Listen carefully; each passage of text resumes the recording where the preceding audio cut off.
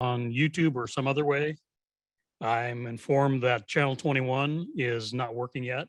And in classic fashion, they're turning something off and back on again, and hopefully that will solve the problem. It'll begin working. Okay, so let's start out with roll call.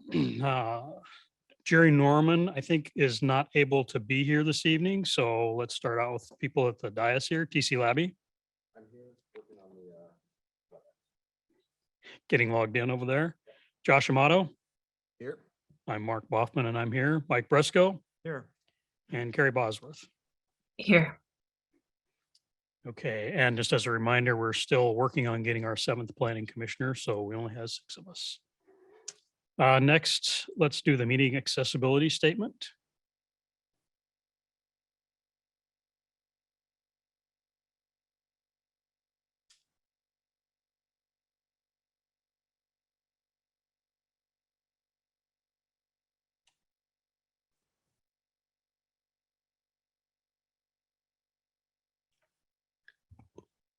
The public is welcome to attend the Planning Commission meetings in person at City Hall, 801 228th Avenue Southeast, or virtually through Zoom. In accordance with the latest public health guidelines, masks are recommended but not required for in-person attendance. Public comments, each speaker is allowed up to 3 minutes for non-agenda comment, 5 minutes if representing an organization, and 7 minutes for agenda public comment. For those providing comment through Zoom, once you have dialed into the meeting, please virtually raise your hand to indicate you would like to provide public comment. Your mic will remain muted until you are called on during the public comment period. To give public comment via Zoom, join the webinar via the link https://us06 web.zoom.us/j/82822648794. To give public comment via mobile or landline telephone, dial the following number, US +1 253-215-8782, webinar ID 828-226-48794#. Thanks, Julian. Just a note, if you're intending to share something that wasn't shared on the screen, so look out for that. Okay, next, approval of the agenda. Does anyone have any comments about this evening's agenda? Talking about TDRs? Nope. Okay, we'll call the agenda approved by common consent. Approval of the minutes from our July 21st. It's been a while ago, but that was our last meeting. So approval of the minutes from our July 21st. Anybody have any comments or corrections about those minutes?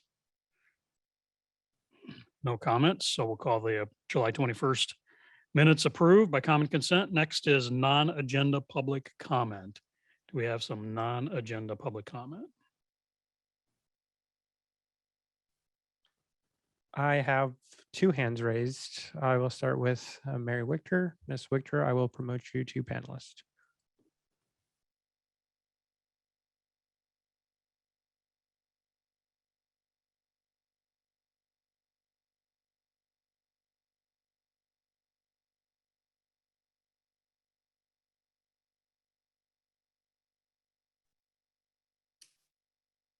Hi, this is Mary Wichter. I've been in Sammamish over 20 years. I did email in non-agenda and also an agenda topic comment tonight.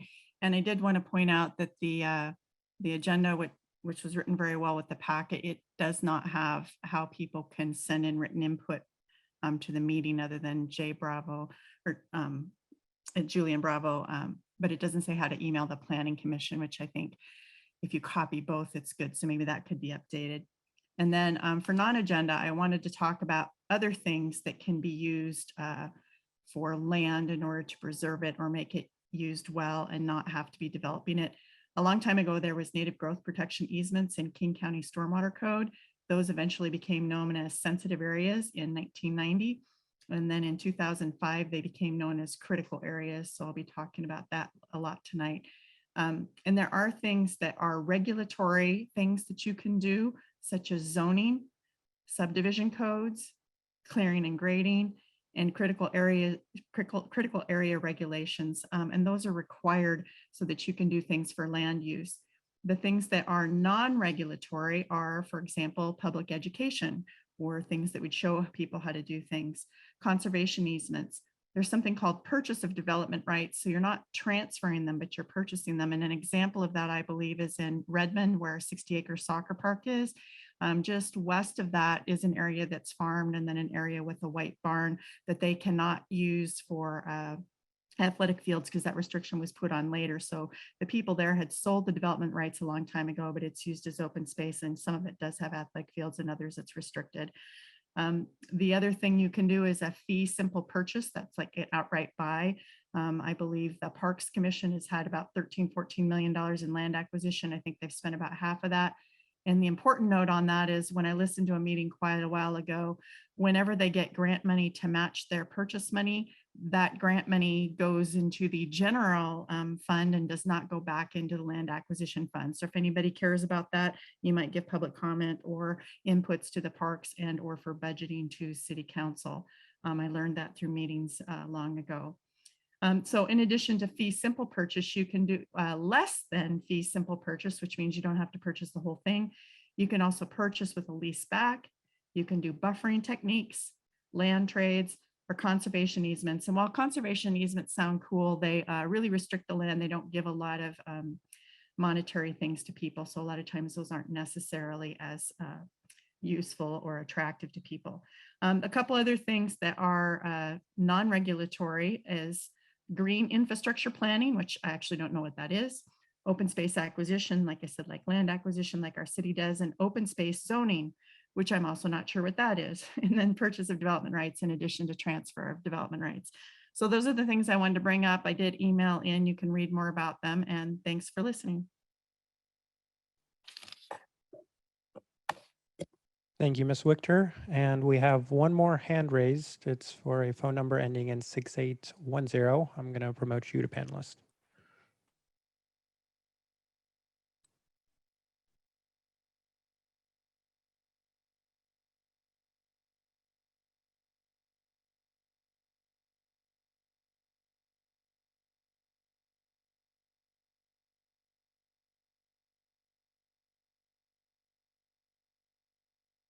And for the individual with the phone number ending in 6810, you are good to talk. Okay, great. James Eaton, Sammamish, Washington. Following up on the city council retreat, a lot of good information, but I'm to the point in my life where I've seen so many city council meetings, I felt like I heard it all before, and wonder what makes the difference of setting all these goals and then going out and actually accomplishing them.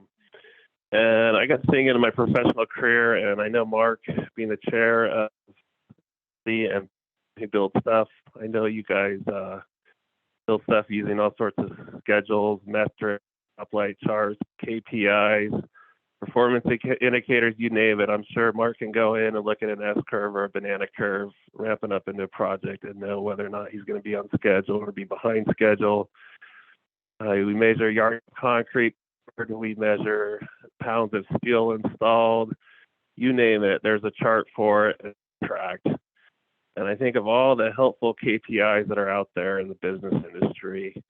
But then I look through our packets, and I mean, we have like emergency calls sometimes, maybe we track crime, but there's really not much at all associated with our goals of what we're trying to go do. And I think a lot of times we end up repeating our goals over and over again, and they're just a lot of talk and not much action. So to accomplish goals, we got to be able to track things, which in regards to this PRs, we're trying to get a lot of it done so we can build this Emerald Necklace Trail.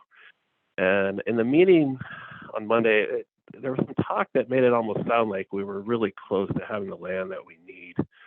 And I want to believe that. Sometimes I hear things from the council that I just really, really want to believe, like there's a brilliant plan that I'm not aware of. But usually in the end, there's a brilliant plan, and it is what it is. And I'm pretty certain that's the way it is with the Emerald Necklace. I don't even think we're close to completing it. But in working these projects, I have acquired hundreds right away, or at least tracked acquiring it for high-speed transmission projects. And we track it by parcels acquired, miles of right-of-way acquired, and, you know, there's a plan for it and where you're going to start building, where you're going to, you know, connect the trail. Just want to know if that exists with the city of Sammamish. Like, where are we at on this emerald necklace? How many parcels do we need to acquire? How many left to go? How many do we get per year? Is there a stoplight chart that puts us in the green 2 a year when we scheduled 2 a year? Is there, you know, a red light if we get 0 and it's been 5 years and we're not acquiring anything? How are we going to know where we're at if we're not bringing it to the attention? So when we set these goals, when we have these programs, I just would really like to see some meat behind it and really have added to the packet where we can talk about it. I know it's kind of secretive. You don't want people to know that you're putting the trail in because then the price of the land goes up. But if you're not tracking it either, that whole northern segment, there's numerous parcels that need to be acquired. And if nobody's tracking it, nobody's going to be looking at it. And it's just going to take forever. And it's just going to be one big dream. Thanks. Thank you, sir. And we have one more hand raised. It is Mr. Stickney. Mr. Stickney, I'm going to promote you to panelist.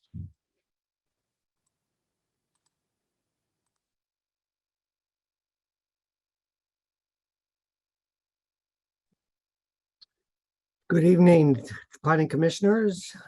Paul Stickney. I was only going to take about 1 minute, but hearing some of what James Eastman said, I'll make it into 2. And I also approve of what Mary has talked about and sent in. I saw a copy of it. Awesome work on her behalf on all this. I watched the goal retreat on a Tuesday night, which is about a 3.5 hour presentation. And I've attended city council retreats since 2017.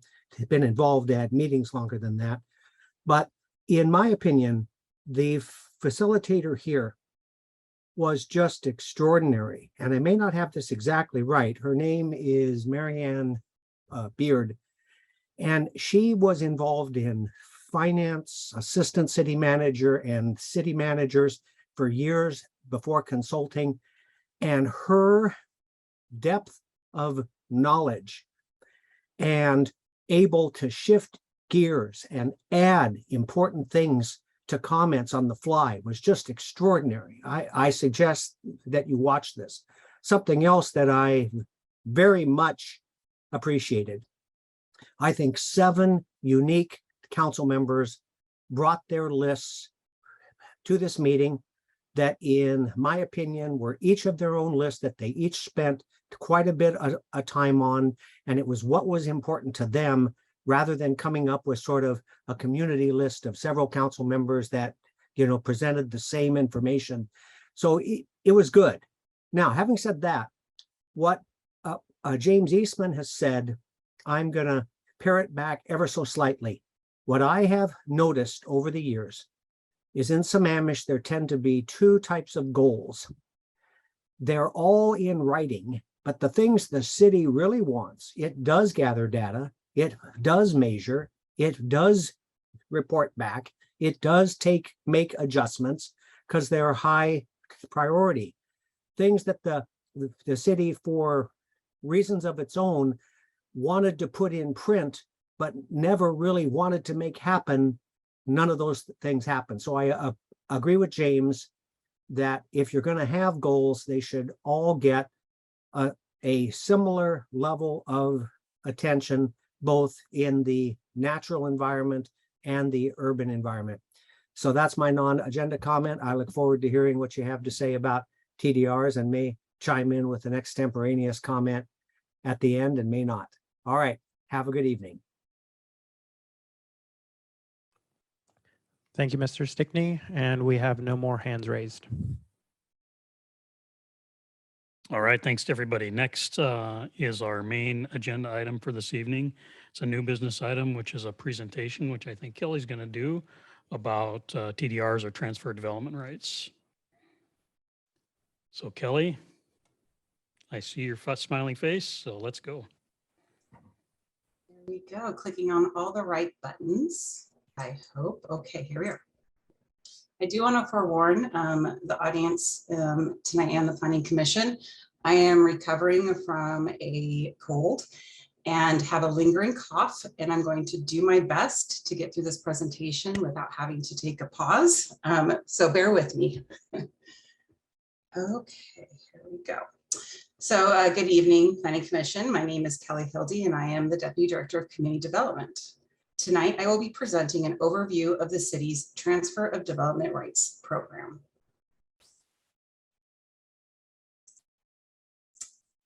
The purpose of this presentation is to introduce Transfer of Development Rights, or TDRs, to the Planning Commission and describe what they are and how they work. Also to give an overview of the city's TDR program, describe the opportunities and challenges of the program, and conclude with asking the Planning Commission to provide feedback, which will help inform the scope of work to review the update of the city's TDR program as part of the 23-24 work plan.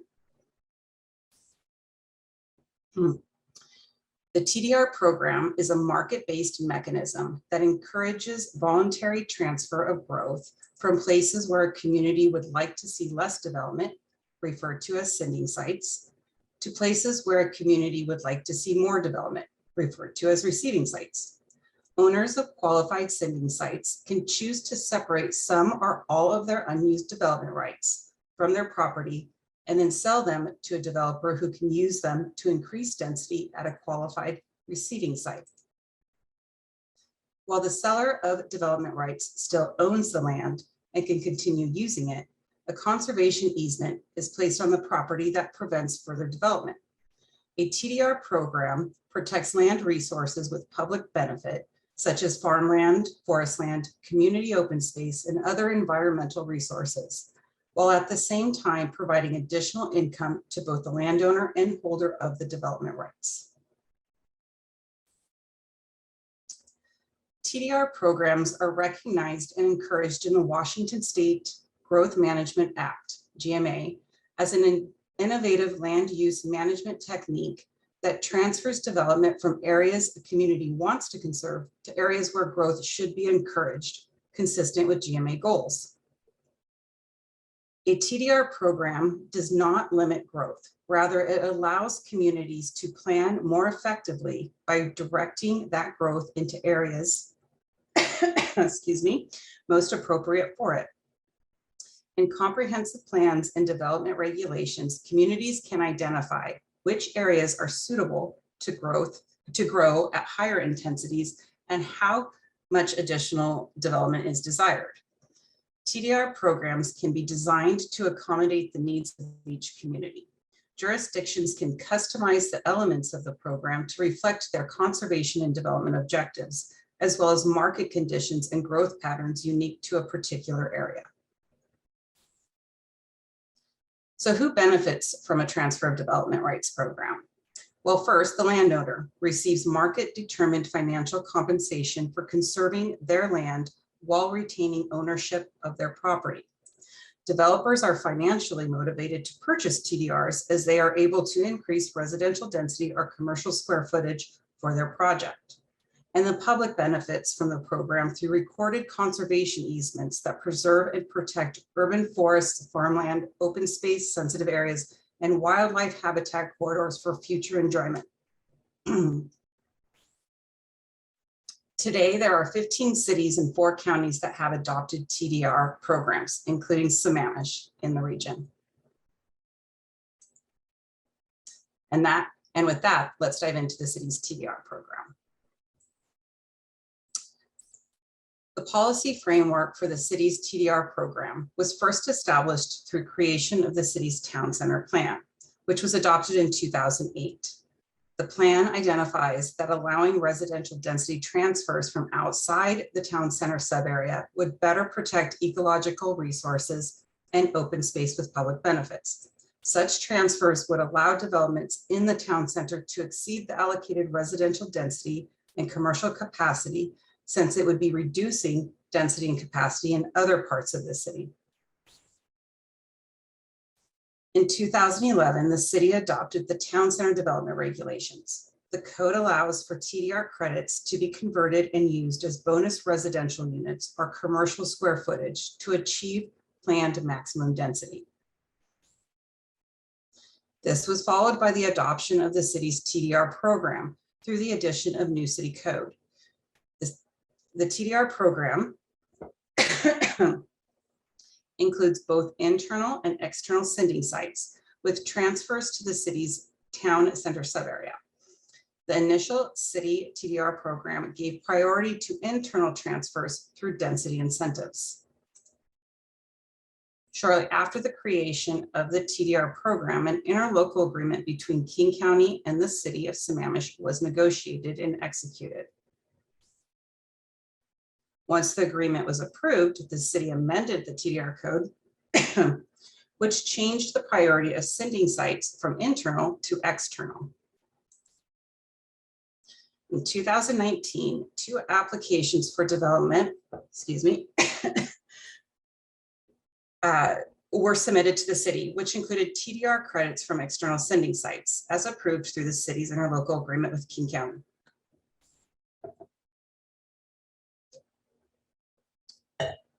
The city's TDR program, as described in SDC 2106-070, implements a market-based tool to permanently preserve partially developed or undeveloped land with important public benefits through the private acquisition of the development rights on those lands and the subsequent transfer of those rights to lands more suitable for development. Sending sites identified in the city's TDR program include areas located in unincorporated King County and within the city boundary. The receiving site identified in the TDR program is the town center subarea.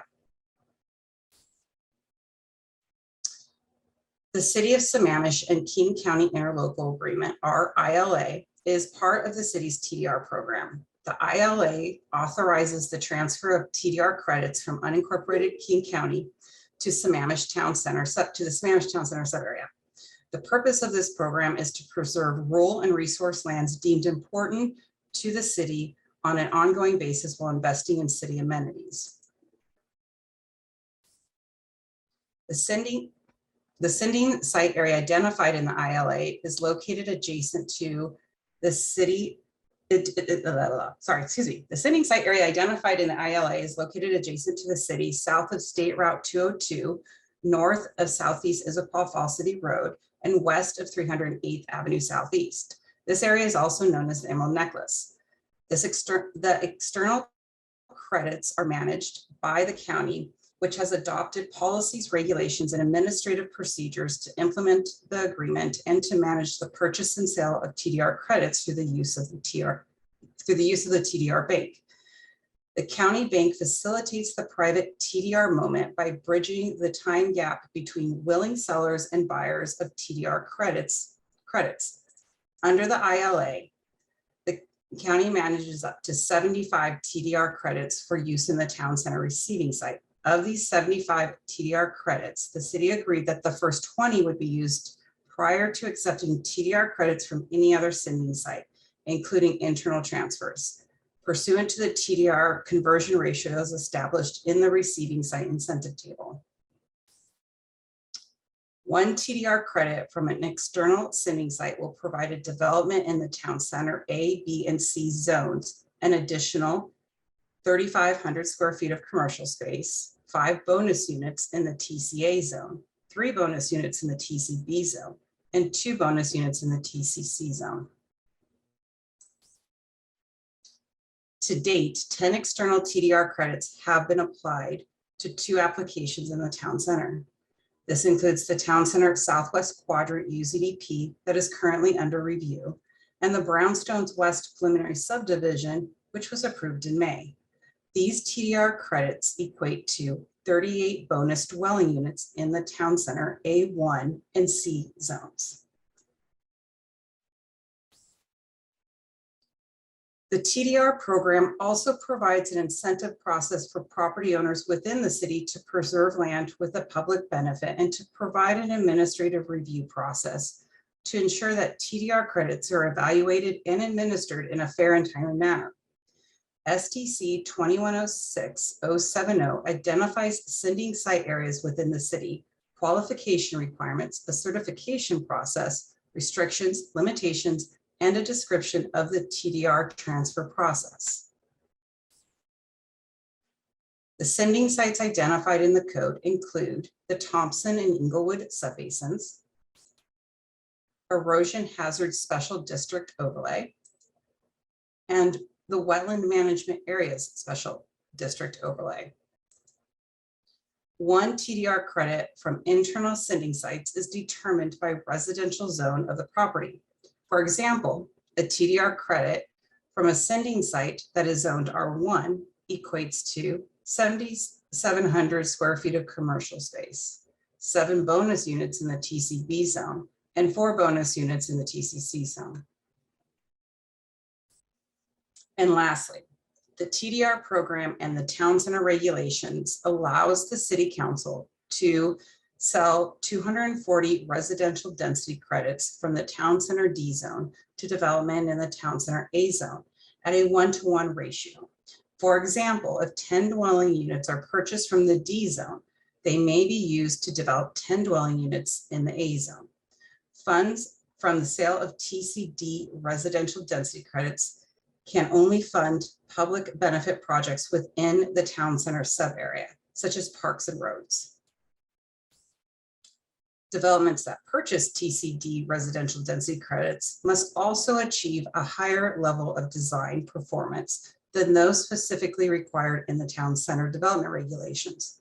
In order to qualify, developments must incorporate at least 5 of the development features listed on the screen. In the interest of time and everyone's patience, I am not going to read through each one of these features as they can be found in SDC 2107050. There have been some challenges with the TDR program, such as the ILA. Under the terms of the ILA, internal city transfers are not allowed until the first 20 external King County transfers have been used. Used meaning approval of a building permit to construct units transferred under TDR credit. There is an opportunity to amend the ILA to remove this barrier as part of this work program. Another challenge is related to sending site areas identified in the city. To qualify as a sending site, you must have a property that is located in the Thompson and Englewood subbasin of the Erosion Hazards Special District Overlay, are the Wetland Management Areas Special District Overlay. The opportunity here is to consider other areas within the city that should be preserved, such as landslide hazard or geohazard areas, or historic neighborhoods like Englewood and Tamarack, as proposed by Mary Richter and Mary Johnson. Their proposal was docketed by City Council in 2019 under Resolution R 2019-857.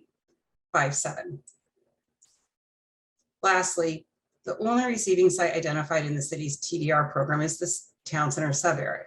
There is an opportunity to review receiving site areas under this work program and concurrently with the review of the land use map and element as part of the 2024 comprehensive plan update. Through enhancement of the TDR program, the TDR program is a tool that could be better used to protect lands within the city that are ecologically valuable, character defining, or otherwise valuable to the public. Unfortunately, through the past development cycle, we have seen a significant increase in pressure to develop highly encumbered or ecologically valuable properties that might have been eligible for some level of preservation through internal transfer of development rights with the functional TDR program that offers adequate incentives.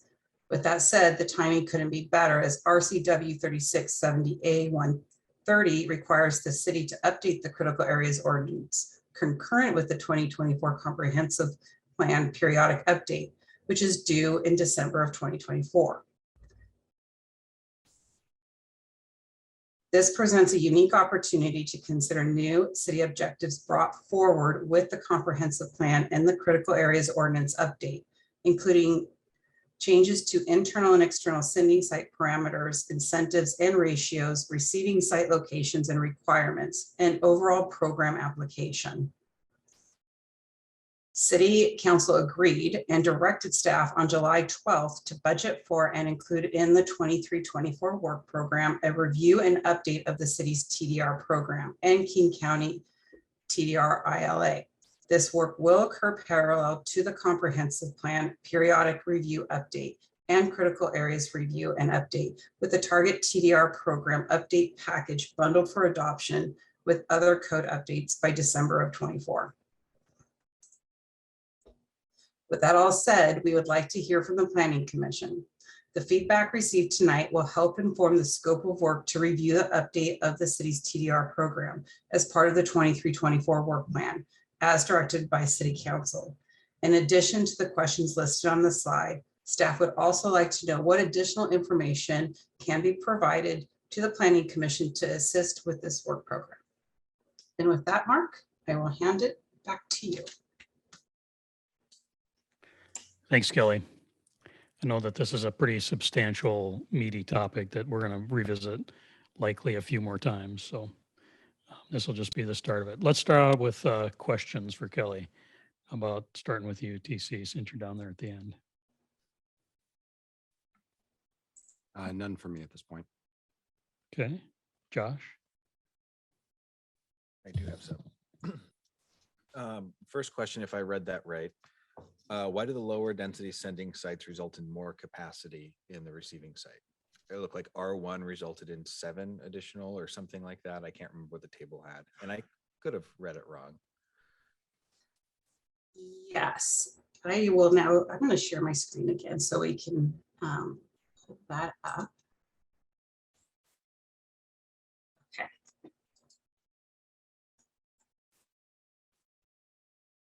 Are we talking about the in-city program? Is that correct? Yes. Okay. So why the incentives are greater for example, R1 is because we want to incentive R1 zones to consider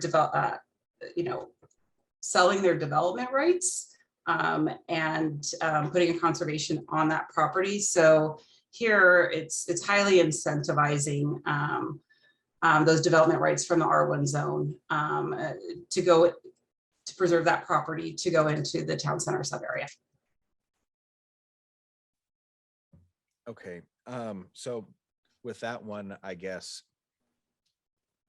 there's no real connection between the R zone and the ecological value of a property. So I'm curious if there's a way there could be a connection, but I don't know that it's necessarily directly connected. Would there be a way to score on ecological value rather than current zone density?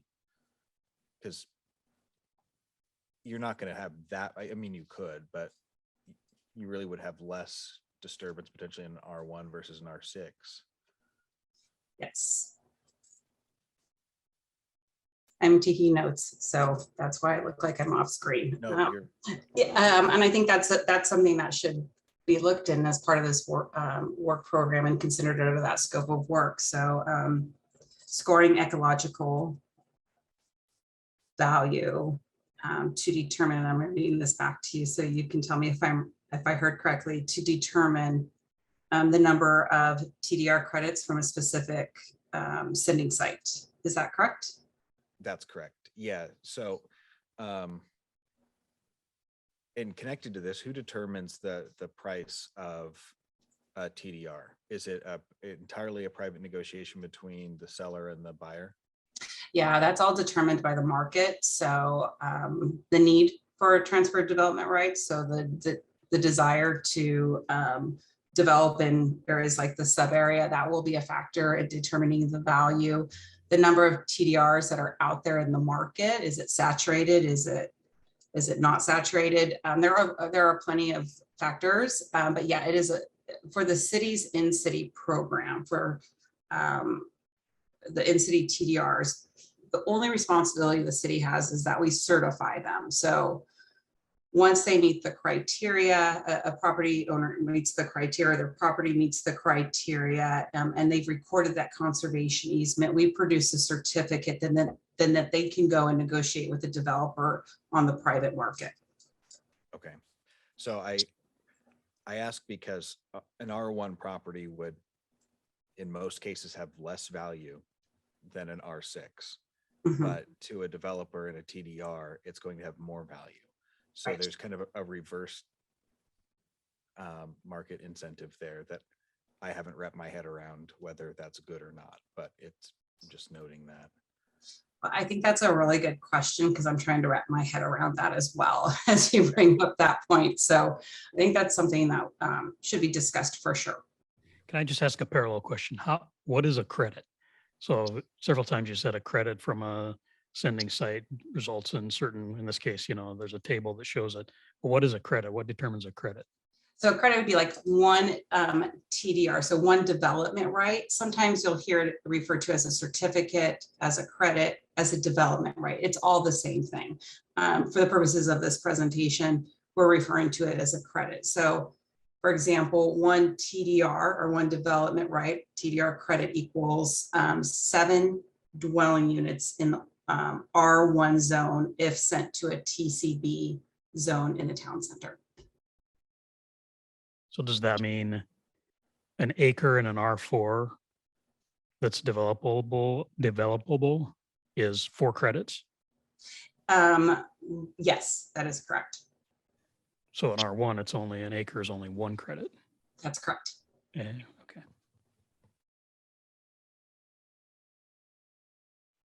I think we're all trying to do some math right now. Yeah, can you repeat that? Sorry. Yeah, I can try. I think what I understand is that essentially a credit equals a dwelling unit in the sending site based on the zoning. That is So correct. if the zoning is R4, then 1 acre, as long as it's developable and not encumbered, Mhm. in an R4 would have the ability to build 4 dwelling units.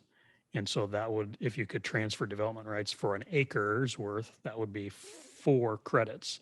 And in Mhm. this case, I think I understand this table to mean that those 4 credits would result in 12 dwelling units in TCB, Town Center Zone B, and 8 dwelling units in Town Center Zone C. That is correct. You get an A for that. What that actually means, that will take me a while to think about, but I think I understand. Yeah, so I think that makes the table a little bit confusing. Yeah. Because of that. It's not a direct correlation, but yeah, okay, I think that clears up a lot for me.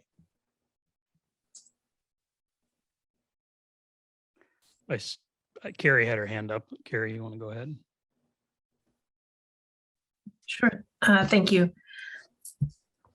You mentioned bonus units.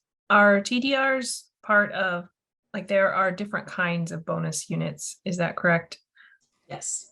And do these sit separately, or are they sort of lumped in with those, I guess, like affordable housing credits and the like? Yes, they are. They're considered bonus units, and it helps. And this is going to be some other math. I apologize. They help a developer in the town center go from allocated density to maximum density, and the only way to achieve maximum density is through the use of bonus units. Without getting too much into town center code, because that can be a presentation in its own right. What makes up bonus units are the units that are identified in the affordable housing bonus pool, and then TDRs.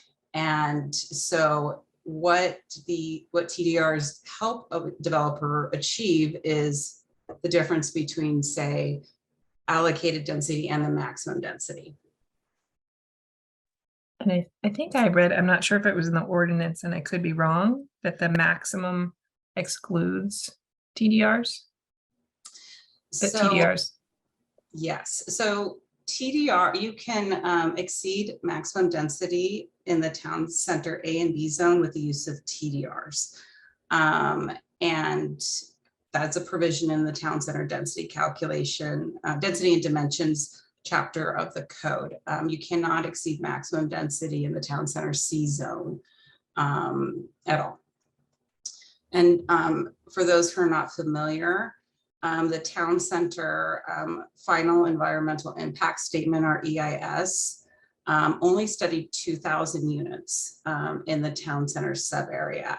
And the town center plan only identifies 2,000 units. So how you get to those 2,000 units through allocated density or maximum density with the use of TDRs or not, once we hit 2,000, There's going to be a little bit of a pause because we have to do further environmental review to study the impacts of that additional density in excess of 2,000 units. That also requires an amendment to the town center sub-area plan, which is the legislative process. At this time, only 326 units have been built in the town center. Another 38 have been approved but not built as part of Brownstone West. So we're not even a quarter of the way there. So that is something, like I said, I mentioned before, that's all under the town center code, and that is definitely a future presentation to the Planning Commission. But just to give a little context on, why a developer would find transferred development rights to be valuable and why there's a market for them is because it helps them achieve their maximum density that their site identifies with. Okay, I do have a few more questions. Should I proceed, Mark, or do you want to circle back? Yeah, go ahead. Okay. I wanted to know if the ILA said it references the emerald necklace, but I wanted to know if there was a direct correlation between completing the emerald necklace in terms of, I guess, this connectivity that folks talk about and the TDR, or are they kind of like parallel things that people are trying to accomplish? Just want to know if they're directly related. So as I understand it, and it might be a benefit to the Planning Commission to have King County and specifically Michael Murphy come and present. He does manage the King County Tdr program and has a lot of historic knowledge related to this interlocal, specifically to provide a lot of background information and its purpose. This was before my time. But how I understand it is that the emerald necklace, the purpose of the ILA was to preserve those lands adjacent to the city, and to take those development rights and put them in the town center, and to kind of create a green buffer around the city. So right now, I believe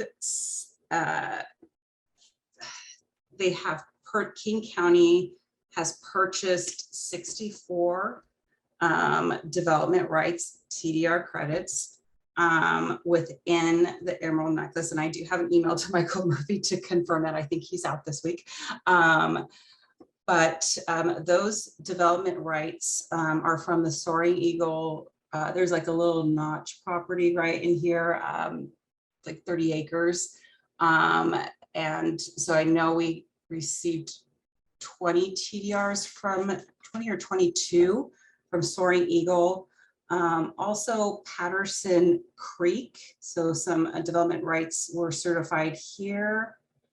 And then there are some development rights that were certified right up here in the northern edge of the city boundary. King County, and if you Google King County Transfer of Development Rights Program, has a TDR map. And it's very similar to the King County IMAP, where you can click on a parcel and find additional information. They have actually identified those development rights. And it's a really great tool to see which lands have been preserved through the program. You'll also see that there are areas identified here that are not, those development rights aren't associated with us. They're associated with the City of Seattle program. So this is not just inclusive to our TDR program. It's been identified by King County as an area where they really want to conserve rural land and farmland. So yeah, and again, I would love for Michael Murphy to come and give a presentation on this, because he probably can give a lot more detail than I'm giving tonight. Got it. And I believe you showed in the presentation that Town Center is attempting to apply 10 credits with current applications. And then you answered some questions via email. I think you said that they've purchased a total of like 22 already. Yes. So of the 75 TDR credits, so STCA LLC is one of the developers in the town center, and they are a majority landowner. Early on, I want to say 2018, 2017, they purchased those TDRs, the first 20 TDRs from the King County TDR Bank as part of this ILA. And then a couple years later, they picked up a couple more. So I think they have acquired 22 TDR credits at this point. And then they have first right of refusal on the remaining 53 TDRs associated with the ILA. This, so pretty much all 75 are spoken for. Like I said before, King County, I believe, has purchased 64 and are looking for more development rights to purchase to fulfill that contract with STCA. Again, Michael Murphy could provide this background, but yeah, so from that aspect, we've really utilized our interlocal agreement with King County, but the challenge is one of the terms in the ILA that says those TDR certificates can't be exhausted until they are associated with the building permit. And right now, we're probably 3 years away at the soonest to issuing building permits on those two projects, just because of where they're at in the permitting process. The Brownstone West just got approved in May, and that's land use entitlement.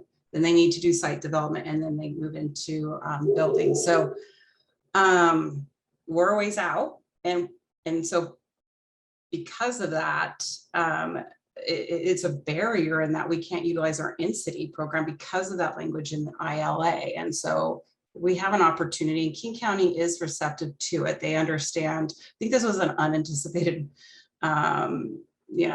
consequence of this ILA was this associating the exhaustion of those TDRs to a building permit. It really should happen at the land use entitlement stage.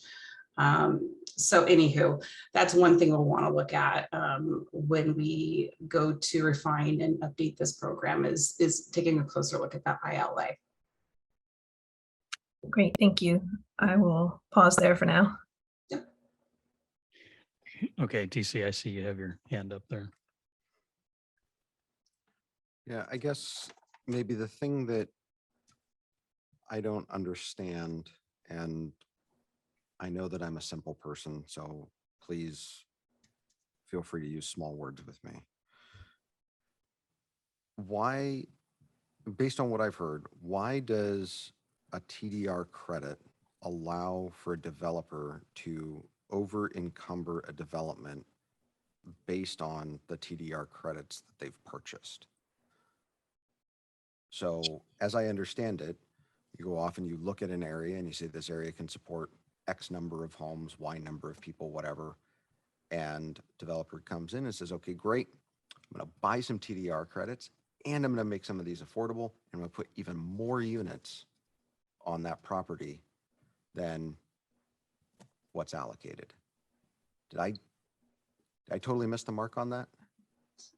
No, that's exactly the purpose of the program and why we have specific development regulations to the town center. So the total allocated density in the town center. So if you were to take all of these properties and their base density or their allocated density equals 1,600 and I think it's 56 units. Yes, 56 units. And the development studied under the EIS is 2,000. So there's using bonus units, the development regulations allow you to exceed that allocated density, but to a point. So there's a cap, right?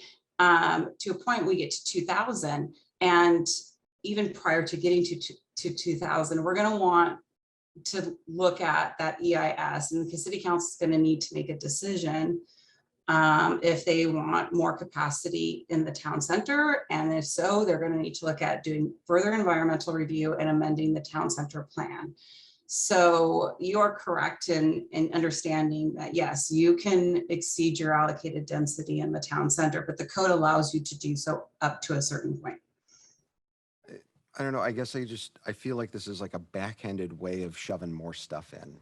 You know, like I tell my kids, hey, you know, your bedtime's at 9 o'clock, and they come to me and say at 8:30, and hey, if I get ready for bed and I brush my teeth, can I stay up an extra 15 minutes? Like they're trying to use some of those credits, right? Those goodwill credits with me. So I'm looking at this saying, we're going to take areas that we want to do ecological preservation in, and we're going to allow you to shift the development rights of an area that we want to do ecological preservation into an area that we really don't care, right? We're going to go ahead and overbuild this area now because, well, you know, we said 1,656 units, but really we planned for 2,000. Why not just plan for 2,000 and call it a day and allow people the ability to not develop their ecologically sensitive areas? I don't understand why we are making available all of this ability to jam more in.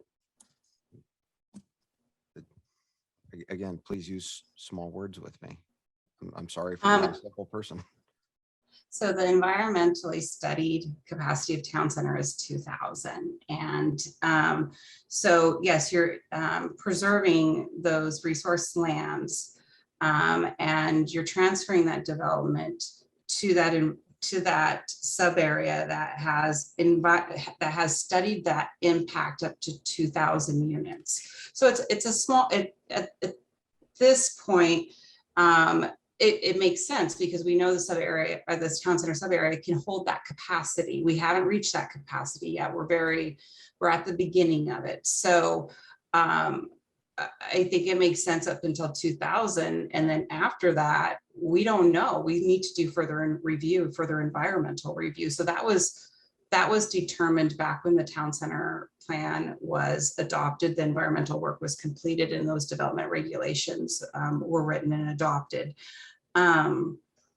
Now, can you transfer development anywhere else in the city? Nope, it hasn't been studied. That saturation of development in specific areas needs to be studied and it needs to make sense. And we need to make sure it can hold that capacity. So just clarification. So if we look at the Emerald Necklace zone, what is the total potential for TDR credits out of that area? If STC goes and decides that they're going to door knock every homeowner out there or every property owner out there and convince them to sell all their TDR credits, what's the potential? 75. But that's because that's what we agreed to with King County, that would be the amount of TDR credits. So the capacity within this green swap, I have no idea. I would have to, we'd have to look into that, but only 75 credits can come out of this area. 75 credits can come out. Thus far, 10 have come out, and that translated into 38 units, right? Is that what I saw on one of the slides? So far, yes. Yep, that's true. So that's 3.8 to 1 with 65 credits remaining. So that's just over 200 more units, rough math, that we could plan for town center to have. Is that like what we're looking at? It just depends on where they would use that credit and in which zone. So yeah, I mean, but you can average it and come up with a number.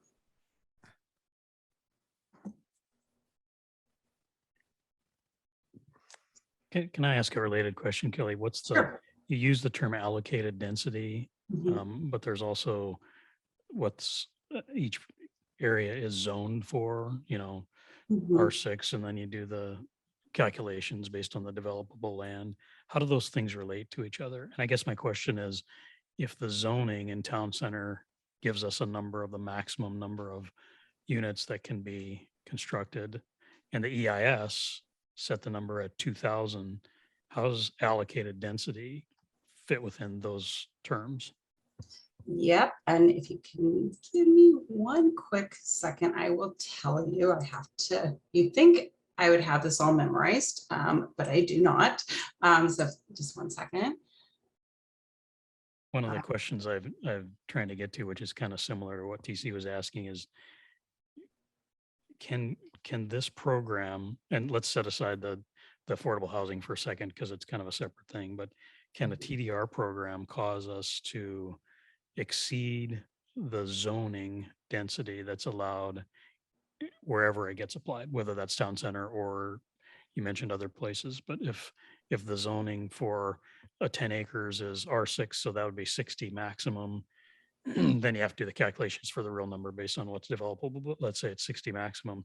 Can you do TDRs to get above that 60, or is that, I guess I'm trying to figure out if we can exceed our zoned capacity, because it feels like that should be the speed limit based on what the comp plan says, but I'm not sure whether TDRs can violate that speed limit or not. Right, and well, let me answer your first question. So the allocated density for an A1 zone is 16 dwelling units per acre. The maximum density is 40 dwelling units per acre. So allocated is in the town center code, it is very similar to base density. So like an R1 is 1 unit per acre, R4 is 4 units per acre. So in the town center code, for one reason or another, they refer to minimum density, allocated density, and at some point they even refer to it as base density, but it is all the same as you can see here. 16 dwelling units, 16 dwelling units in the A zone, 8 dwelling units in the B zone, 4, they don't have a minimum in the C zone, but it's 4 dwelling units in the C zone. And then the D zone, which is the civic zone, oh man, we're gonna have to do another presentation on the town center because I can really get into the weeds here, is 8 dwelling units per acre, but let's just ignore that for right now. I think there's a better graphic in the code that explains how you can achieve, and it's right up here, your maximum density. And I apologize if it's blurry, but let's see if this helps. Okay. So your allocate, so let's talk about the allocated density in the A zone. Your allocated density is 16 dwelling units per acre. And to get to your maximum density, which is 40 dwelling units per acre, like I mentioned before, you must use the units from the affordable housing bonus pool and TDR. So that's how you get to 40. So TDRs is one of the tools to do so. That's why there is a market for TDRs. And then the same thing with the B zone, your allocated is 8 dwelling units per acre with your maximum of 20. The difference there is 12. So you 12 bonus units to get to your bonus, I don't know how they refer to it here. That's how you get to your maximum density, and then and so forth with the other zones. So you'll hear allocated density when we talk about town center development regulations. This is a little different than the rest of the city. So just to be clear on it, this is not the case for all the city. This is just town center. And again, why they had these maximum density limits is because the goal of town center was to direct development to town center and out of our R1 zones, R4 zones, and R6 zones to really preserve the neighborhood character and in that area out in the residential zones. And it's great. I think that's fantastic. But when you have to kind of also look at, I'm going to stop sharing here, or actually, let me just go back to the presentation. One of the challenges of when this code was, when the town center plan was adopted, when the town center plan was adopted, when the TDR program was adopted, was all in the time span between 2008 and 2011. And we were in a housing crisis. And so we did not see any activity in the town center for a really long time until those development applications started coming in 2013 at the earliest. And so there really wasn't a market. And it hasn't been for like the last 6 years where we've seen an interest in TDRs, and not only for development capacity in the town center, but also from residents in the city who do not ever want to see their land developed. They want the conservation easement, or their land is partially encumbered and they can't develop it to its full potential. So being able to get compensated for that, this is just another alternative.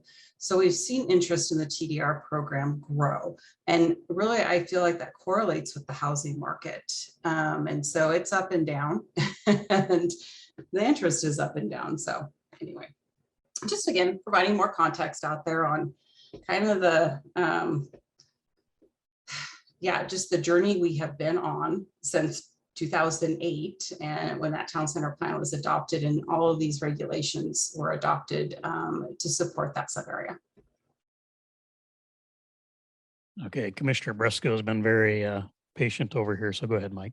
Yeah, that's okay, because some of my questions have been asked and folks have been struggling through them.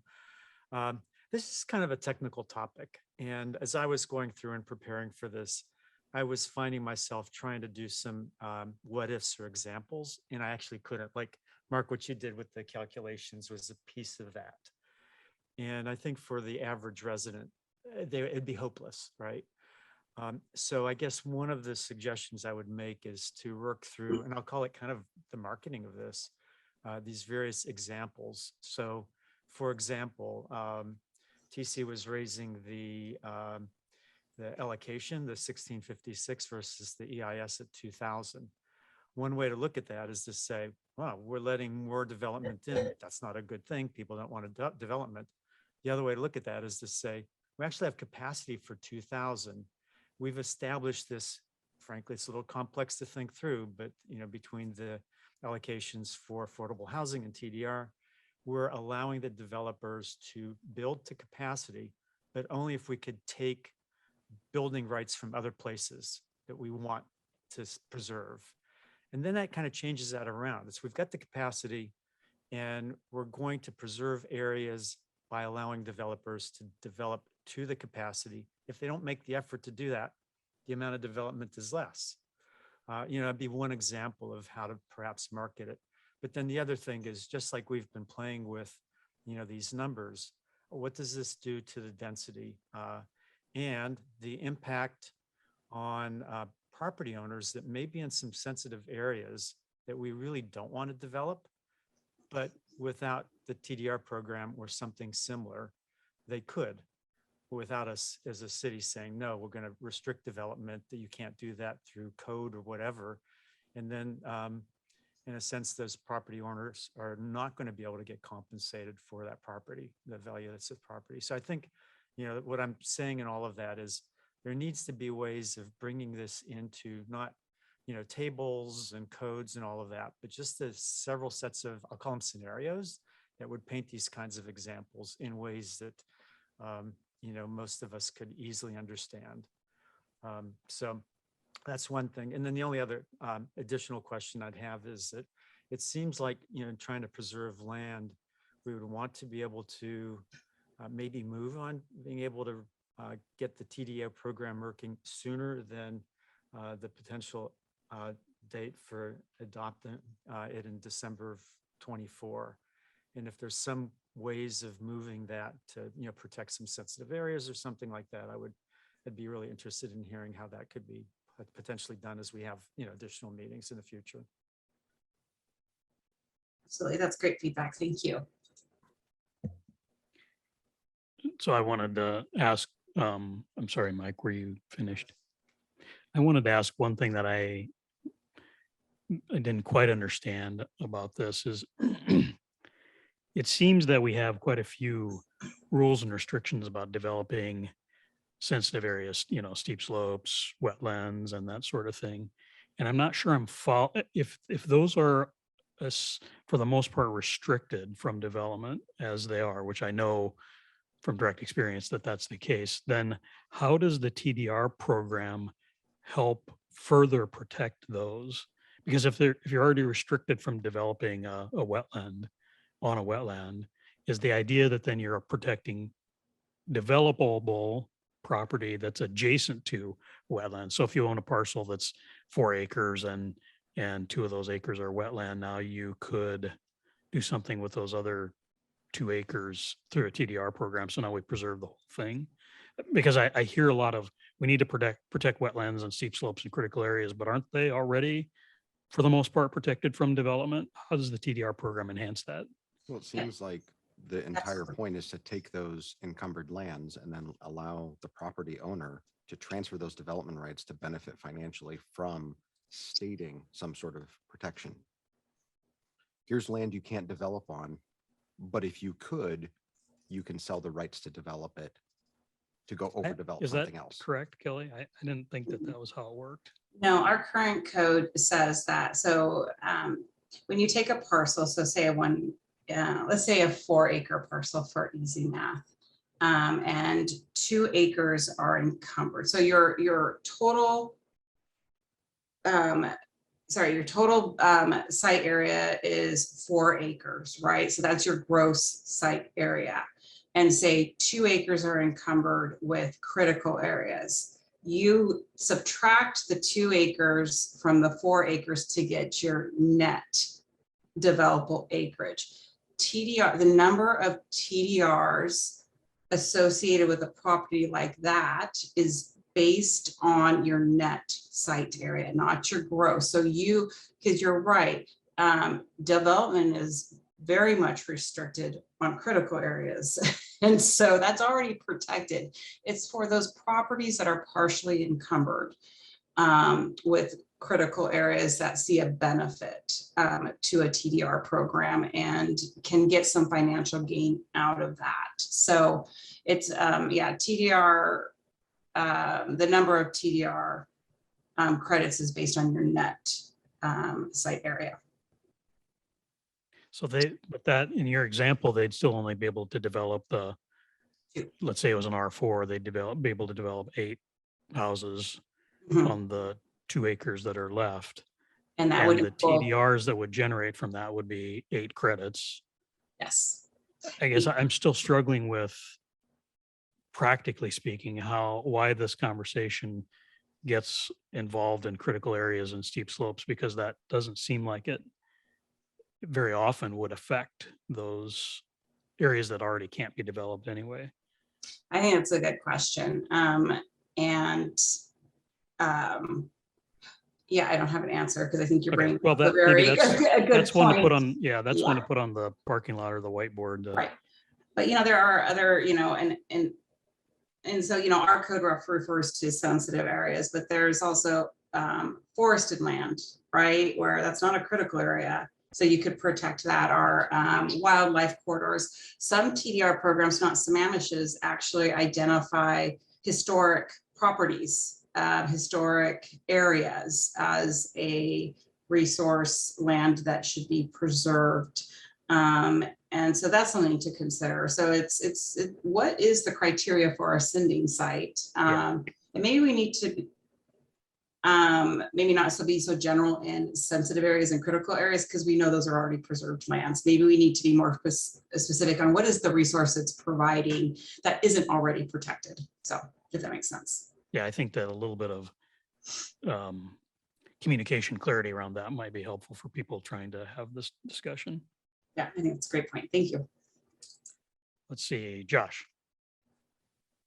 So that actually got to half of my question. So the other half being, there will be sites that aren't actually encumbered by critical areas, but they're not feasible building areas. They're not going to be financially feasible at all, but yet we are still could potentially be providing a TDR for that.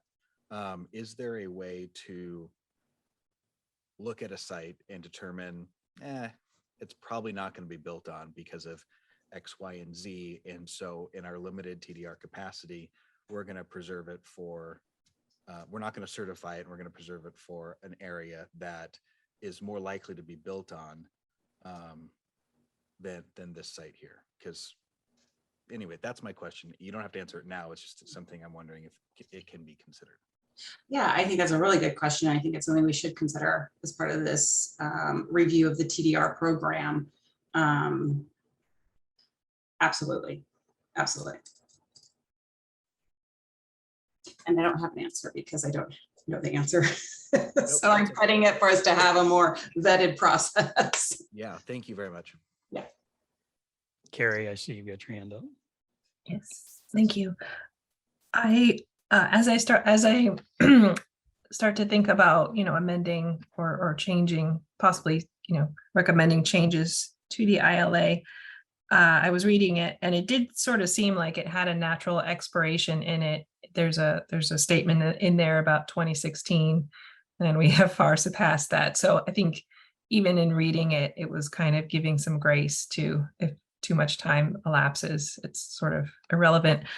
But I did have a question about the $375,000 that sort of was like seed money. And in my mind, I just want to understand, where is that? And is that a factor?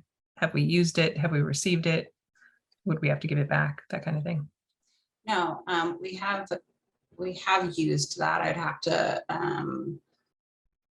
to dig into that a little bit more. So there were funds that were allocated to the city and in two different phases. And the first phase is what Commissioner Bosworth is referring to. The city received $375,000, and those funds were just to be used to purchase land outside of the town center. So preserve land or purchase land that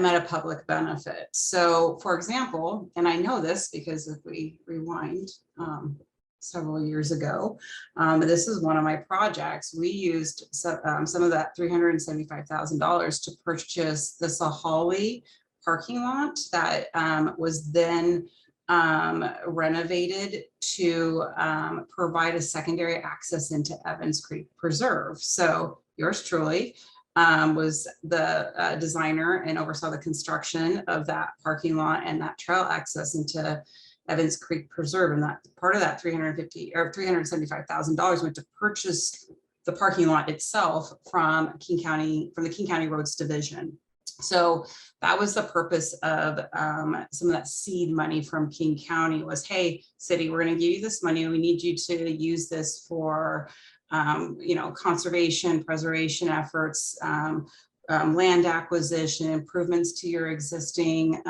park system. The second phase of the funds that come out of this TDR program to the city is that we get a percentage of the sale from the TDRs. Now I'm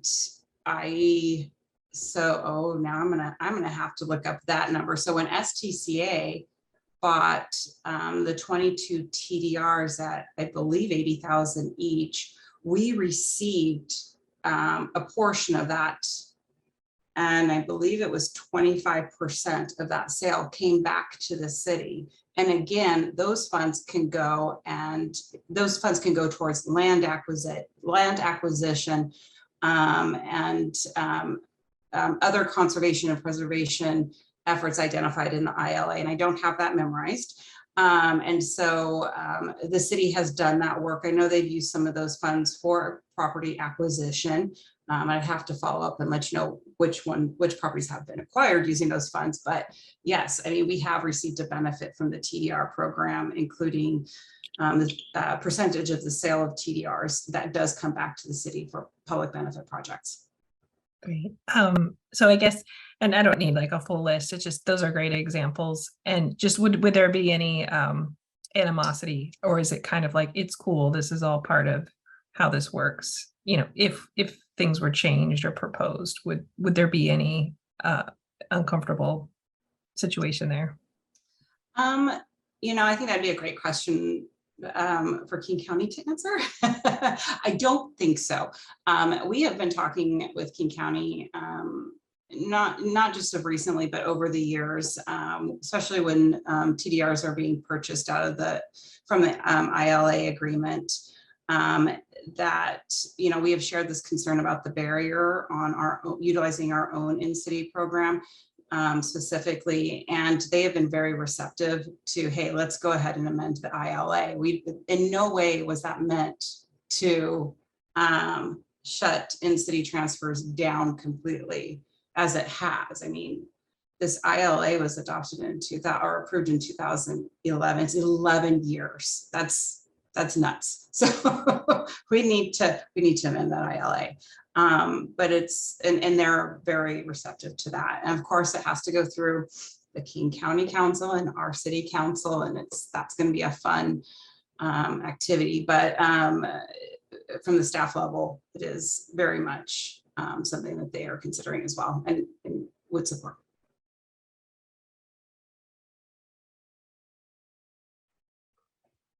Anything else, Carrie? How about you, TC? Josh? Mike? Oh my goodness. I think that this is a pretty interesting topic. I guess I would summarize by saying what I heard and what I agree with. So it's a bit biased. I think that providing some examples that are kind of real world examples, you know, they can be in theory, like let's pick property A that's this many acres in this zone and show what that would do. Because I think it's hard enough to understand that without a few of those examples, it's difficult to think about what the real results would be. And I think related to that, the other piece of this is it's pretty easy to, especially, it's easy to imagine the upside of this getting out of control. And a lot of people in Sammamish have appropriate concerns about that. So maybe some discussion that says, well, really, this is, you know, what is the upside of this? What's the math say, or how would it work? I also think that we didn't really talk about it very much, but there's a couple of pieces of this that are actually pretty interesting. One is the discussion about anything outside of the town center. And I think we need to address that and either decide we're going to consider it or not consider it. And if we do consider it, put some pretty significant bumpers on what will be allowed and how that would work. And the other piece of it that I hadn't really realized that I think is kind of interesting, we barely talked about it, is the town center D zone. Is that right? The basically the civic piece that the city owns, and how does the city make the decision to increase the density in town center next door while preserving city's land or not, right? And what's the better benefit to the city? What are the alternatives? Who gets to decide? That's a pretty interesting and potentially pretty sticky topic that probably needs to be either dealt with head on or maybe not. I'm not sure, but that, you know, anytime you're talking about city owned property, there's a lot that goes with that. So I think it's pretty interesting. What do you think that the likely outlook is for the Planning Commission to be looking at this topic on an occasional basis? Is this, you know, every 6 months? Is it just folded into the comp plan update and it's just part of that? Or is it a separate topic that we just turn into wireless code that we talk about every 2 weeks for the next year and a half? Or how do you think this topic is going to unfold? Yeah, and thank you, because I want to touch on that and just provide the Planning Commission some assurances that I'm not here just presenting everything and anything on the TDR program, and then I'll be back in a year and we're going to pick it up and revisit it. You know, we really wanted to have this early touch point so that we can hear your concerns and hear your suggestions, and then be able to digest that and say, okay, now where do we need to have these touch points as appropriate? And while we're doing that concurrent review of the comp plan. So for example, when we start looking at the land use chapter and the future land use map that's within the comp plan, you know, as we're having that discussion, we should be very well aware of this tool and how this program can be amended to facilitate the desired outcome of our land use map and our land use chapter of the comp plan.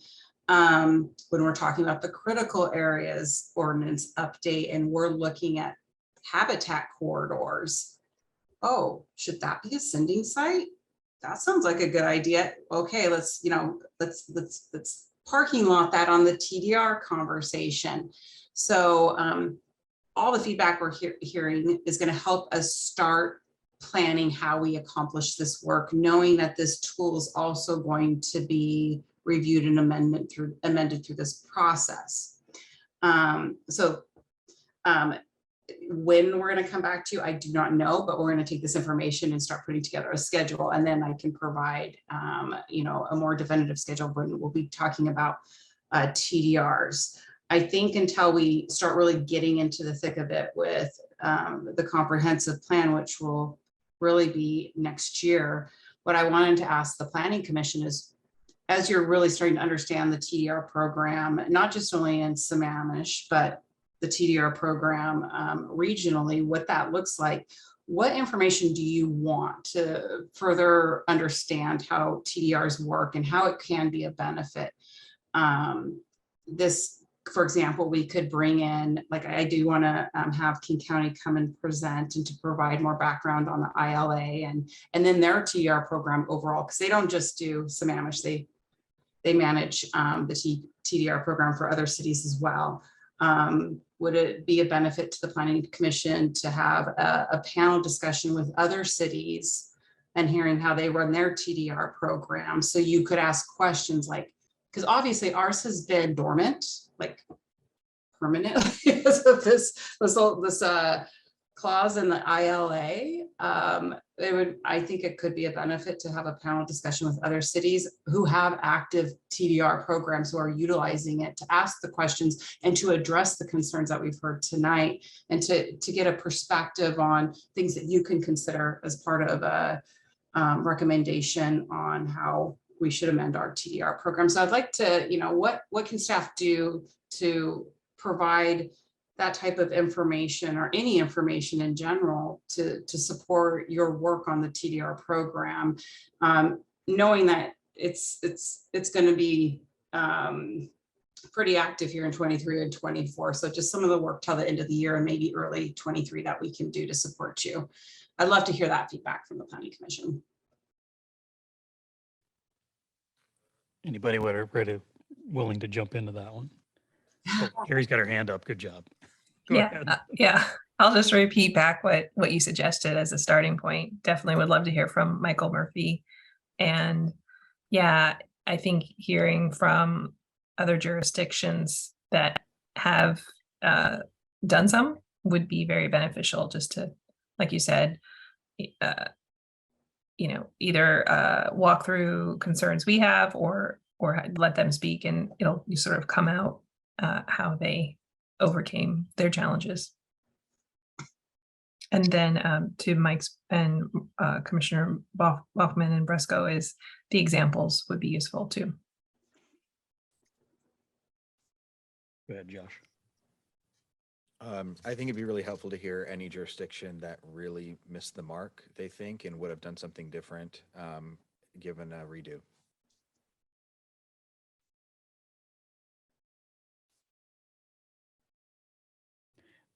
I would, from what I know right now, I'm interested to hear from King County, but I'm struggling to envision that there would be a lot of support for external TDRs. I think that I believe most people would probably be more interested in preserving and trying to maintain benefits within the city. So like I say, maybe I misunderstand that, and there'd be some reason to hear from King County, but to hear from them, I'd certainly want the top of the list to be what, you know, other than altruistic reasons, how is this actually going to benefit the city of Sammamish, the residents and citizens of Sammamish? You know, because I think most people would be more interested in doing something internally. And I think that as others have said, other communities or other cities or other entities that have done this, getting some specific examples with here was the sending parcel, and here was the receiving, and here's what it's going to be or how it's going to turn out, with a couple of pictures, would be probably pretty informative. Great. Who else? Actually, I'd just add a little bit to it. What you just said is that a generic presentation from King County about TDR system or program, probably not. What can be done differently with the LA that we have, and maybe some specifics in terms of how that might be changed, that would be beneficial. So much more focused.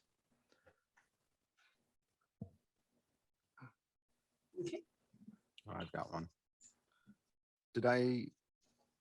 Kelly, did I hear you say in the presentation earlier that STCA has first right of refusal on TDRs Mhm. forever? Or like, I do not know that answer. it just, Isn't that just a specific set of them? Yes, and again, I'd have to put it to Michael Murphy to provide that information. But right now, what we tell developers who are not STCA, who are interested in TDRs, is kind of out of luck right now, because all the TD 75 credits have been spoken for by STCA, and because of the terms of the ILA, you can't use any credits internally in the town center at this time, including the TCD zone. So, yeah. So the terms of their contract, that's just something that I can't answer because I haven't been privy to that. But just to clarify, if we were to change the ILA language such that it changes the point at which the external King County and obviously STCA's access to those is changed so that we say, okay, those are in place and done, because instead of a building permit, we move it to a more earlier phase in the development process. Then essentially, isn't it correct that any developer would have access to try to make a deal with somebody who owns property within the city, and it doesn't have anything to do with STCA after that? And they could be on the list or it could be anybody else. It could be anyone else. Yep. Yeah.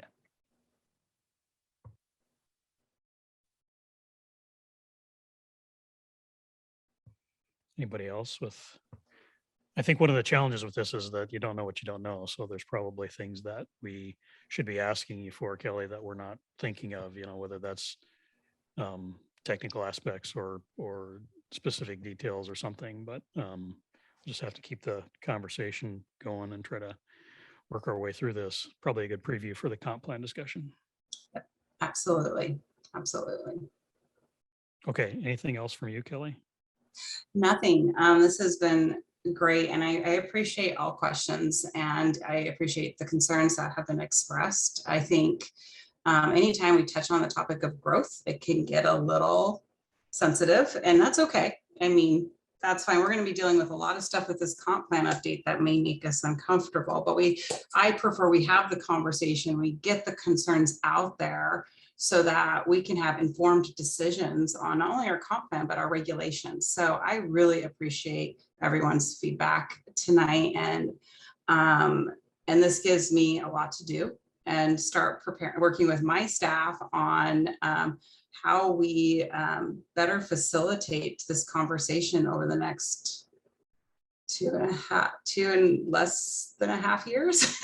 It's like every month that ticks by is 1 month less we have to work on this. So it's a lot. And I just ask for patience and also ask for questions if we're too high level or too in the weeds. Sometimes it's really hard to present this technical information. So keep us grounded. We like it. So thank you. You know that our goal after every planning commission meeting is for staff to go away stressed that they have too much to do. Oh, we've known this for a while. So I think we've gotten used to it. We have a support group that meets, every Friday after work. No, just kidding. I've never been invited. Okay. You Thanks, guys might be Kelly. invited because you're going to get busy too here in the next 2 years. All right, send you let's move on to our agenda related public comment. So let's see if we have some folks who want to make comments about the specific agenda topic of the TDRs that we've been talking about.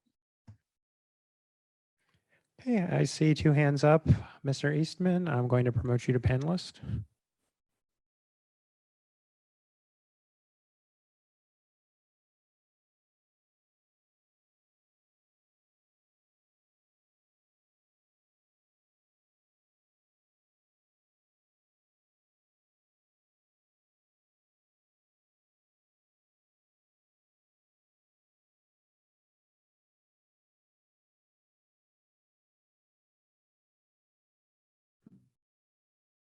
All right, can you guys hear me?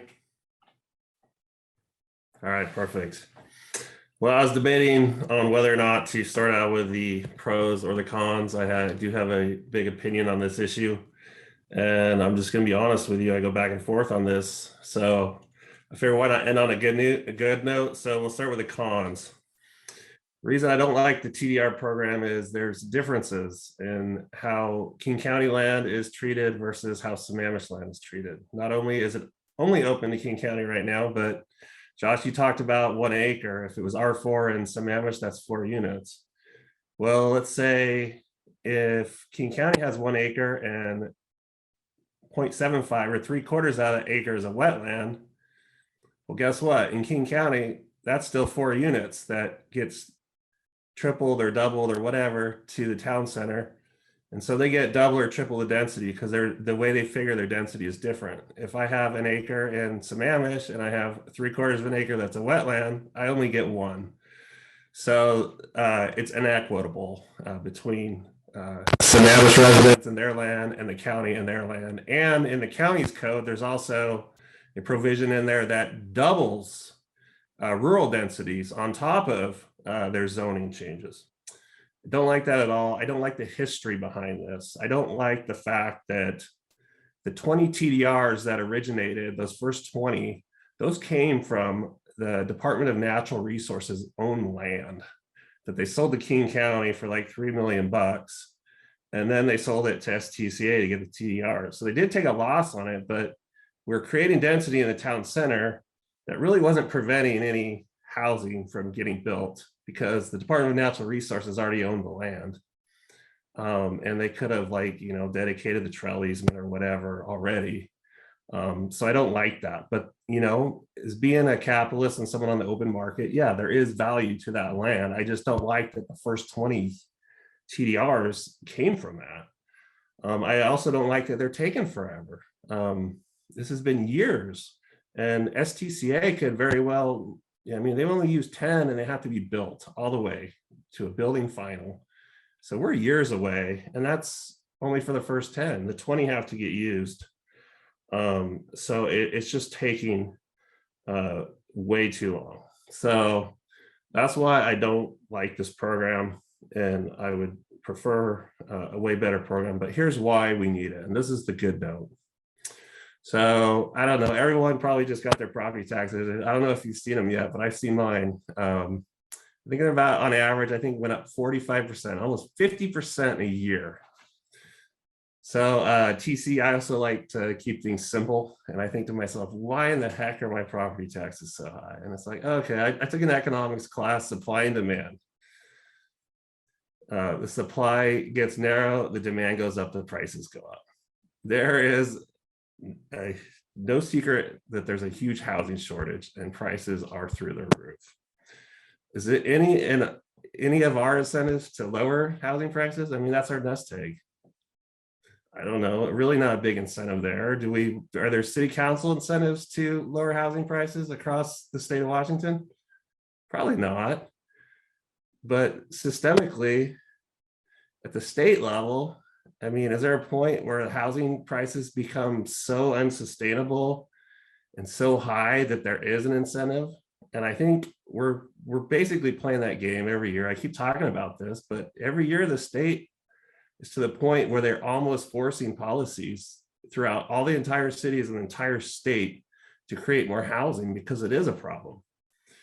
And we flirt with that every year. And a TDR program, we're talking right now to protect rural and sensitive areas, but I mean, if some of these state policies get instituted, I mean, we're going to want to protect all. I mean, I like driving by a house that has horses, in the yard. Do I want a bunch of ADUs or fourplexes built there next year? No. Like, I would much rather see 3 or 4 units in town center, or even 5 to 10, or maybe in a whole nother area where we plan to manage that growth so we can keep our existing character. So, I mean, we all have houses. If you had your house paid off, would you still have homeowners insurance? Some people would say, yeah, if it burns down or whatever, I want it to be rebuilt. I want to protect my quality of life. Some would say, no, I'll just gamble. If it burns down, oh well, whatever. So yeah, you got to pay for your homeowner's insurance every month. You take a little bit of a hit, but in the end, it's going to protect you.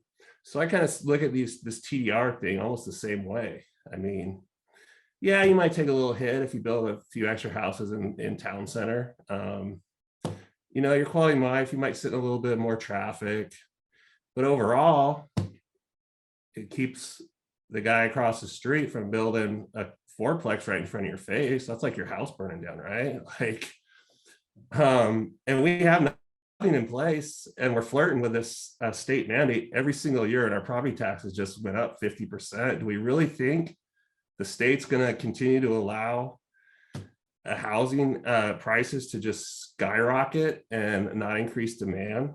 So it's basically an insurance policy, and we need momentum, and we need something in place. We can't just scramble once our house burns down and then figure out what to do.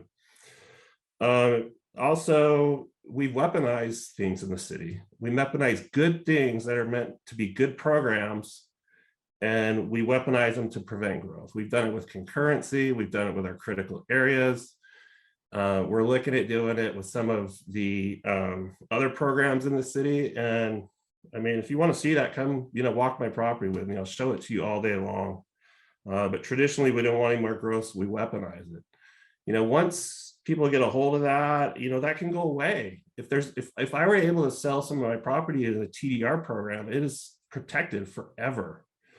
Nobody could ever take that away. But if we're weaponizing wetlands or the no disturbance area or concurrency, I mean, that can all change. So we really just need something in place. Even if it resulted from this King County program, we need something we can build momentum on and change and improve, because we're going to need it down the road. Thank you.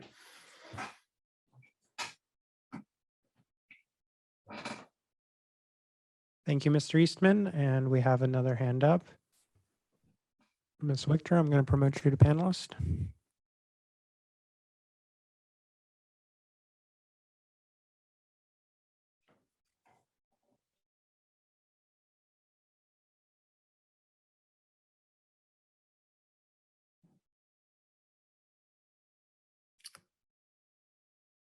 Hi, this is Mary Wichter, and I don't see how to turn my thing on, so you'll just have to watch my name. But first of all, I wanted to thank Kelly for doing a great presentation. I did learn of the newer things going on.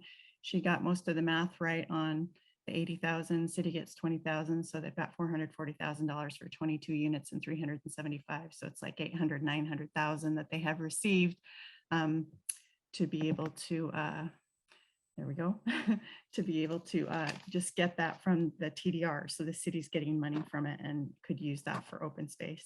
I do want to talk about critical areas.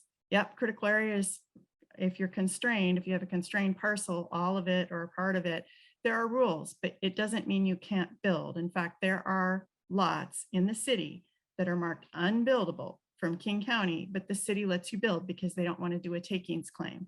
So they let you either build because they don't look at the stuff, or the person goes through, or what happens is they'll do a reasonable use exception. With the reasonable use exception, we did get some code in so you can build a smaller home, but you can still build. And the real problem is people that are buying these lots, I see, oh, they cost a lot less than other ones. And hey, I got this really cool house design from this developer and I'm just going to build it there.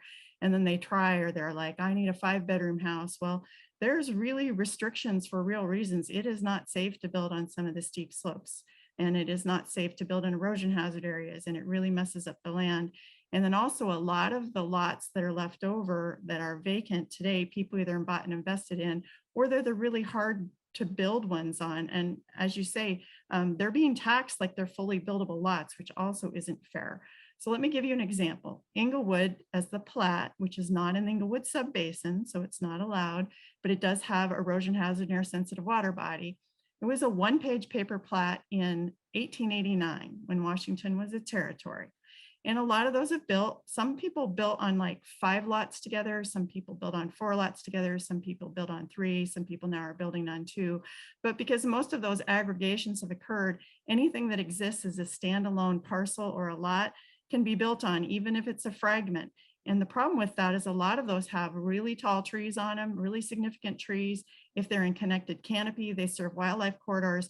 They're in steep slopes areas. Sometimes there's usually water everywhere because that got put in a long time ago, but there isn't sewer a lot of places. So then they're trying to do septic or pull sewer in.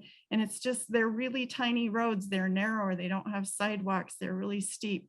And if you don't know where I'm talking about, when you drive from Safeway down Inglewood Hill Road, kind of where it starts going down and it has the percent grades and the curves, it's on the right and left side of that. And there are vacant lots left. There's a lot of them between Tamarack and Inglewood. I think there's 200, 300. And Tamarack has the problem. We're R4 zone. We're 1964. I was born in 61 and I'm 60. So it was a long time ago, but the ones that are left, like some of the lots are fully in a landslide hazard area, fully mapped. Landslides have been reported. The city isn't tracking those. I'm going to be providing that data again, so they will track them. And then people are trying to buy those lots as cheap lots and put a house on them. And when they go to build, they've never built a house before. It's really hard to build on. They don't have a geotech. They got to get one. They got to do extra reviews. It's hard on the city staff because you have to look and look and look and look and go back and forth. Then maybe the house partly gets built. The foundation gets in. It sits 3 years, 5 years, forecloses once, forecloses twice, takes 10 years, doesn't finish building because it's so hard to build on. That's why we need transfer of development rights. And if you won't do it for anywhere else, please do it for the Inglewood Historic Plat and Tamarack. There's other code that I've gotten implemented through development regulations and through drainage, because these areas are different. Subdivision code, comprehensive subdivision code, was not available until 1969. That's where you say, hey, is this development in the public, good for public health, welfare, and that you can walk to schools and stuff.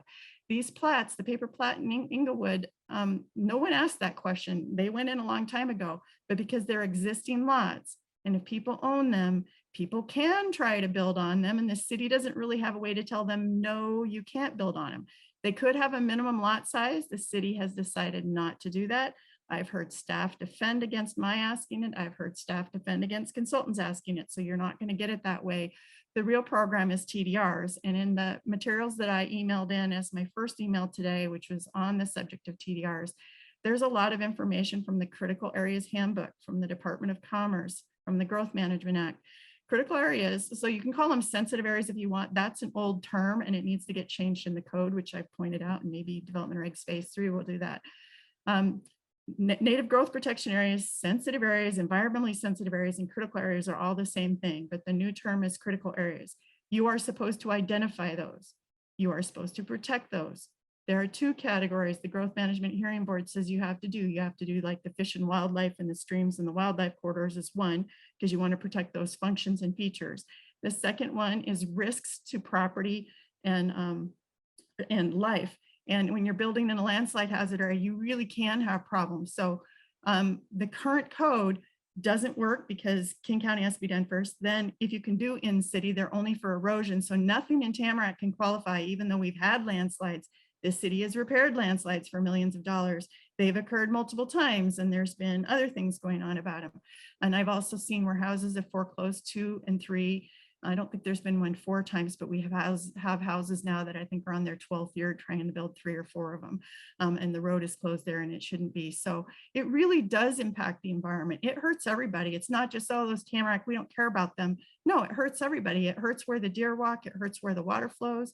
When you get groundwater seepage, there's been a lot of landslides reported in George Davis area, even before in 2008. So those areas really are important. So when I write about something and I study it, and I've gone through doing a text amendment with Mary Johnson, I wrote the whole 20-page SEPA for it. This was needed a long time ago. I mean, critical areas are 30 years. That's like half my life ago, 32 years, more than half my life ago. We can't wait another 2-4 years and maybe just have it happen. What's happening is when the development got shut down elsewhere, it pushed development to these areas where you really should not be building. And I've even heard city staff say, those really aren't buildable lots, but people try to build on them anyway, because they're the only thing there. So if you hear nothing else that I say today, please listen to that. And I'm just at my 7 minutes here, but I did want to say, when you guys couldn't get the TV 21 going, there actually was a presentation on TDRs from King County running. So I don't know if someone can look that up or if it's a generic one.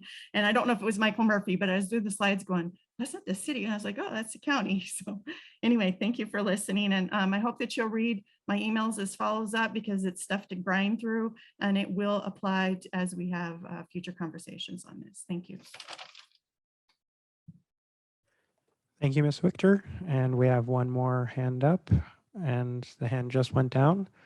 Did you still want to comment, Mr. Stickney? Okay, we'll go ahead and promote you to panelist.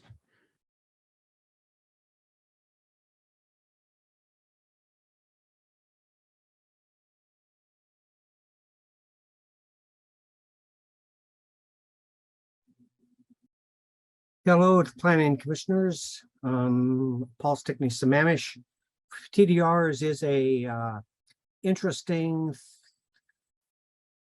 thorny, complicated, lots of shades of gray topic. Real good comments from everyone on the call tonight.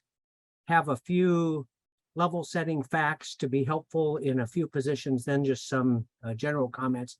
But I'd like to start first to echo a bit on what Mary Victor talked about.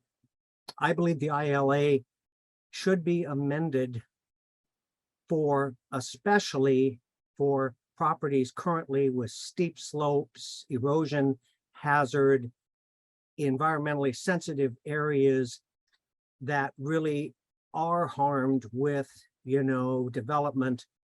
And in regards to the conversations about net versus gross, many of the plats that Mary talked about that were, developed before 1969 and a few others in the city can only handle a reasonable use exception.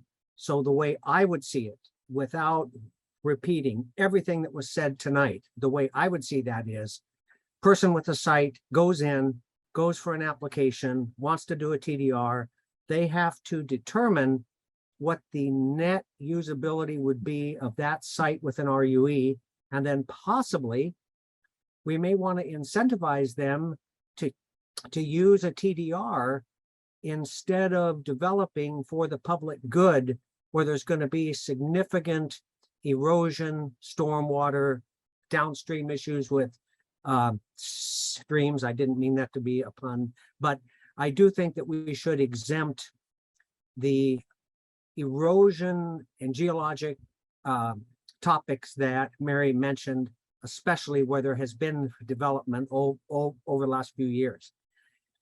It was interesting to rehear what James Eastman talked about. I had forgotten that some of that land from the Emerald Necklace was owned by Department of Natural Resources before it went to King County. But having said that, I'd like to set something aside. Most of the King County land that transferred development land rights in was zoned R5, 1 house per acre. One house per 5 acres. So if SDCA bought all of them, but if they are using 10, then that roughly preserved 50 acres of land, but that would have only been 10 houses. So it's still the same, relationship, but the zoning in the county is less. But what James Eastman talked about is absolutely accurate. So King County has gross density, where Sammamish is net. So let's say there was a 10-acre parcel in King County that was half wetlands or steep slopes. If it was in Sammamish, that would have only had 1 TDR, because half of that 10 acres wouldn't have gotten credit. But under King County, it got 2. So James is right. There is a disproportionate advantage to buy King County and transfer it in rather than our city.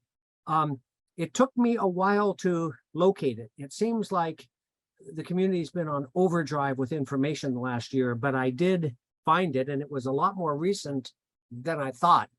The meeting on July 12th of City Council had a lot of big topics, but King County came to talk about TDRs. I suggest you watch that meeting, and I can't remember the gentleman's name, Michael Murphy, or I can't recall his name, but he did present from King County. And you'll have to watch this for yourself. But I took a couple of sketchy notes. These are not exactly what was said. That was what I was feeling while he was talking. And I maybe misinterpreted what he was saying, but I think I got it right. He said there are quite a few cities that have TDR programs, but very few have been successful except King County and Seattle. You're going to want to watch this for yourself to see what he said. And I'm going to go back and look at something that he said because I can't remember all the context. And I've got a question that I can't answer. He said TDR programs are fiction, and quite a bit of it. I need to figure out what exactly that means. But I think if you go back and look at that meeting on July 12th, you'd get a lot out of it, as well as his overall presentation. Last part of my comment is, to what end? I don't know that as a community, we are clear enough to really define a TDR program yet. Because to what end are we trying to protect and the TDR sending sites? And what exactly do we want in the TDR receiving sites? I think we need to get real clear on the different types of land use and what I call DDD. We need to know direction of land use, both in our R1, R4, and R6 areas and in our town center, to what degree we want to leave things the same or make changes based on those land uses, and then where exactly the third D would be distribution. Where do these things go? Seems to me that talking about TDRs without a clear understanding of a DDD is really putting the cart before the horse. I agree with the TDR program, and maybe in concept it could be put together, some of it, but I don't think the actual numbers could be anywhere near finalized until we know how much land is left that could be sending sites, how much of it do we want to protect and why, what are the types of uses that the community needs and where do those go. Seems like we need to get that crystal clear before finalizing a TDR program. That's my comment for this evening, all extemporaneous based on what I heard tonight. Have a good evening and thanks for the opportunity to speak.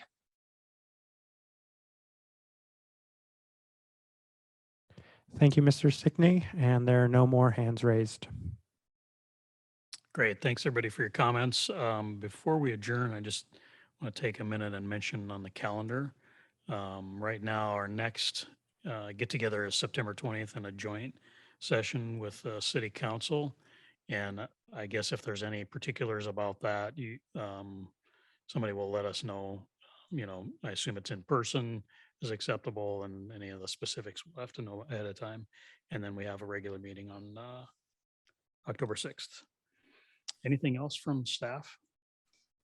Yeah, I just would like to remind the Planning Commission that the joint meeting with City Council will start at 5:30.